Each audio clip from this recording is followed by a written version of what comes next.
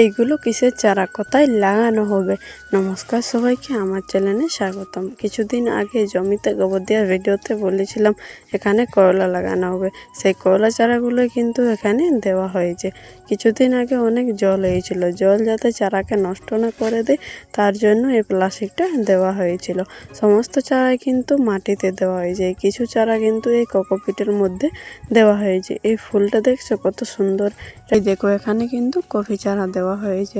Coffee চারাগুলো কিন্তু হয়ে গেছে, 2 দিনের মধ্যেই লাগানো হবে। তোমাদেরকে অবশ্যই দেখাবো। এই কফিগুলো কিন্তু ফুলকপি চারা। এই দেখো, এখানেও জলের থেকে চারাকে বাঁচানোর জন্য এই প্লাস্টিকটা দেওয়া হয়েছিল। কয়েকদিন আগে যেখানে একটা লম্বা করলা পেয়েছিলাম, সেইখানে দেখো এবার কতগুলো করলা পেয়েছি। আর এই করলাটা দেখো পুরো আমার হাতটার সমান। নেটটার ওই পারটায় কিন্তু 2টো করলা ছিল, তাই বাবা পার হয়েছে করলাগুলো তুলতে। আর এই দেখো, এখানে কিন্তু ওই কফি চারাগুলো লাগানো হবে। এখনের মতো